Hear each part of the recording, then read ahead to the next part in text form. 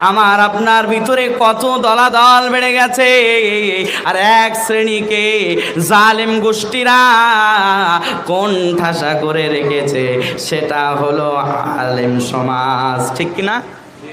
বলে আলেমদেরকে যদি দাবিয়ে দেওয়া যায়, আলেমরা হক কথা যখন বলবে তাদের যদি জেলের হুমকি দেওয়া হয়, বিভিন্ন রকম কথার হুমকি দিয়ে তাদেরকে যদি থামিয়ে দেওয়া যায়, ইসলামের প্রচার প্রসার কমে যাবে। ঠিক না? কথা বলেন ও দুনিয়ার মানুষ, যারা জালেম হবে তারা সর্বসময় এক শ্রেণীর ব্যক্তিগুলোকে কোণঠাসা করে রাখবে তাদের গদি টিকিয়ে রাখার জন্য। আমি আপনি ঘোষণা দিই, আজকে আমার আপনার ভিতরে কোনো দলাদল থাকবে না।